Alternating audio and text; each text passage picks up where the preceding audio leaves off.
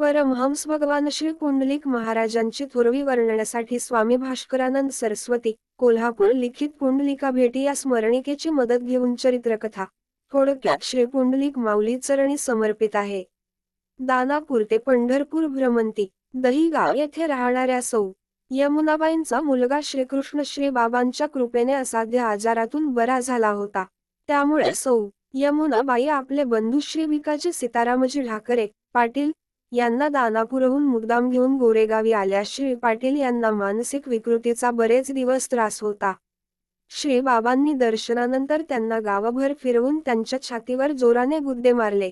त्यासर्शी श्री पाटीलांना जोराची उलटी होऊन शरीरातील विकार नाहीसा झाला व त्याची प्रकृती निकोप बनली. पुढे पूज्य श्री बाबांना विनंती करून ते आपल्या अकोला जिल्ह्यातील दानापूर येथे घेऊन गेले. गावातून श्री बाबांची त्यांनी हर्षोल्हासात शोभायात्रा काढली.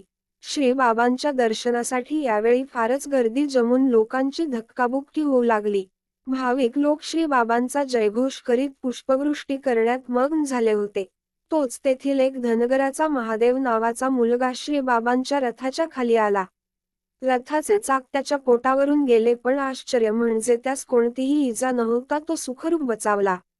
हे दृश्य पाहून श्री बाबांच्या असामान्य अधिकाराची ओळख पटून भाविकांनी त्यांचा नामघोष उच्चस्वराने आकाशी भिडवला. श्री बाबांचा मुक्काम श्री भिकांजींच्या वाड्यातील 3ऱ्या मजल्यावर होता. लोक दर्शनाने तृप्त होत होते. श्री पाटील भक्ती आनंदात मशगूल होते. पण धंद्याने संपन्न श्रीमंत पाटील यांना संतान नसल्याने गावकन्यांना त्याचे भारी वाईट वाटे. श्री बाबांच्या कृपाबळानेच पुढे त्यांना सुपुत्राचा लाभ झाला, जे राजकीय क्षेत्रात श्री जयखम ढाकरे म्हणून सर्वजनांना परिचित होते. यांच्या मावस भगिनी सौ. पंचफुलाबाई सोपानराव देशमुख अकोला यांच्या घरीही श्री बाबांचा मुक्काम होत असे. त्यांनीच वरील दानापूरची हकीकत सांगितली आहे. सन 1951 मधील कार्तिकी एकादशीत श्री भिकाजी पाटलांनी पूज्य श्री बाबांना पंढरपुरास नेले. सोबत श्री खंडूनाना सौ. मंजुळामाता व इतरही पाटील कुटुंबीय वगैरे भक्त मंडळी होती. पूज्य श्री बाबांना सांभाळण्याकरिता थांबलेल्या श्री भिकाजीरांव्यतिरिक्त इतर सर्व श्री पांडुरंगाच्या दर्शनासाठी मंदिरी गेले. त्यावेळी श्री बाबांनी त्यांस पांडुरंग किती दूर आहे स्टार अशी पृच्छा करीत स्वतःच्या ठिकाणीच साक्षात पांडुरंगाचे दर्शन घडविले. येथेच चंद्रभागेच्या वाळवंटामध्ये संत गाडगेबाबांची गाठ पडली. पूज्य श्री बाबांना पाहून त्यांनी लोटांगण घातले व आजूबाजूला जमलेल्या गर्दीला रांगेने दर्शन करण्यासाठी स्वतः ओळख करून देते ते सांगू लागले, अरे हा देवच आहे, याच्या केवळ दर्शनाने जीवाचे कल्याण होते. संत गाडगेबाबांसारख्या रूढी, परंपरा, अंधश्रद्धा व बुवाबाजी विरोधी प्रवर हल्ला चढवून समाजमने डोळस भक्तीने शुद्ध नीतिमत्तेने सुदृढ करणाऱ्या खंद्या समाज सुधारकाने श्री बाबांविषयी इतक्या स्पष्ट शब्दात अभिप्राय व्यक्त केल्यावर त्यांच्या दर्शनाने जीवाचे कल्याण साधू न इच्छिणारा महाभाग कोण असू शकेल. पंढरपूर दौऱ्याआधी वर्णिलेल्या दानापूर गावातील अजून एक अविस्मरणीय घटना सांगणे येथे अप्रस्तुत होणार नाही. श्री भिकाजी पाटीलांमुळे दानापूरला श्री बाबांचा चांगलाच परिचय घडला होता. एके प्रसंगी त्याच्या आगमनानिमित्त असाच भव्य उत्सव करून अन्नदान भंडारा आयोजिला होता. नेमके याच वेळी येथील श्री आत्माराम नहाटे यांची 6 महिन्याची मुलगी मृत झाली. आईवडिलांनी गावाच्या आनंदात विघ्न नको म्हणून ही गोष्ट कोणालाही सांगितली नव्हती. श्री बाबांना काय कळणार नाही. बाबा स्वतःच त्यांच्या घरी कोठीत लपवून ठेवलेल्या प्रेताकडे निघाले. तेथे पिण्यास पाणी मागून त्यातील थोडे पाणी पिऊन उरलेले त्या मृत मुलीस पाजण्यासाठी दिले. ते अमृतमय तीर्थमुखी पडताच ती मुलगी जिवंत होऊन उठून बसली. त्या मुलीचे नाव होते मालू. पुढे हा सर्व प्रकार सर्वांना समजून जो तो अगदी थक्कच होऊन गेला. श्री खंडूनानांना ब्रह्मनिष्ठ केले. गावोगावी फिरून परत काही काळ गोरेगावी थांबून पुनः श्री बाबांची इतरत्र भ्रमंती चालूच असे. सन 1951 मधील मार्गशीर्ष महिन्यात परभणी जिल्ह्यातील सातशिव या गावी पंढरपूरचे नामांकित संत तनपुरेंच्या नेतृत्वाने मारुती मंदिरात नामसप्ताहाचे आयोजन केले गेले.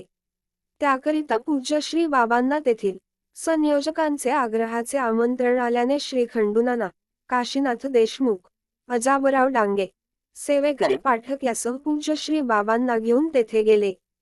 तेथील कार्यक्रमास अलोट गर्दी जमून फारच मोठ्या थाटात कार्यक्रम संपन्न झाला. त्यावेळी तेथील दानपेटीत हजारो रुपये जमले.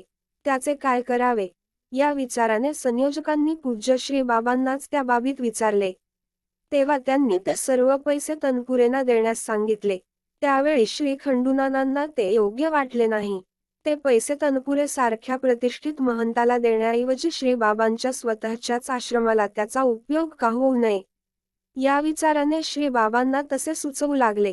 त्या प्रसंगी श्री बाबा बोलले, नाना, तुमचा बंदोबस्त करावा लागते बुवा.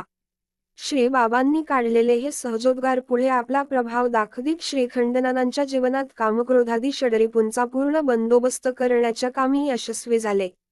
श्री खंडूनानांचे सर्व व्यावहारिक संसारभान नसून त्यांना सर्वत्र ब्रह्ममय आनंदाचा साक्षात्कार घडू लागला. त्यांना नात्यागोत्याचा तर सोडाच पण स्वतःच्या देहाचाही विसर पडू लागला. लवकरच ते पूर्ण विदेहीवस्थेत ते बाह्यात वेडसर पण अंतरी परिपूर्ण होऊन वावरू लागले. त्यांच्या अनाकलनीय कृतीबोलीने प्रथम संभ्रम निर्माण झाला तरी प्रसंग विशेषी त्यांच्या ब्रह्मबोधी सिद्धांत वाक्याने, मधुर स्वगत गुणगुणण्याने, अर्थगर्भित संकेताने त्यांची अधिकार संपन्नता लोकांच्या लक्षात येऊ लागली. खुद्द श्री बाबांनाही त्यांच्या या परमहंस अवस्थेचा मनापासून हर्ष होई. त्यांनी लोकांना ते सद्गुरू आहेत ना बुवा या वाक्यानेच त्यांची योग्यता दाखवून दिली होती. श्री बाबांप्रमाणेच अनेक अगम्य कहाणींनी त्यांचे जीवन भरून गेले होते. अनुभवी साक्षींच्या नोंदीने त्यांचेही असेच स्वतंत्र चरित्र लिहिता येईल. परमहंस या संस्थानाच्या मासिकातून त्यांचे शेषही प्रकाशित झाले आहेत. 1 जानेवारी 80 रोजी त्यांनी अनेकांना स्पष्ट सांगून श्री पुंडलिक बाबांचे पायी दंडवत करून खेळ खलास असे शेवटचे उद्गार काढून देहविसर्जन केला. त्यांचे परमपवित्र समाधी श्री पुंडलिक नगरमध्ये दर्शनार्थींना शांतीचा अनुभव देत आहे. अलीकडेच या समाधीवर श्री खंडूनानांची पूर्णाकृती संगमरवरी मूर्ती बसविली गेली आहे. त्यासाठी अनुसयाबाई जयसिंगपुरे यांनी सेवा अर्पण केली. क्रमशः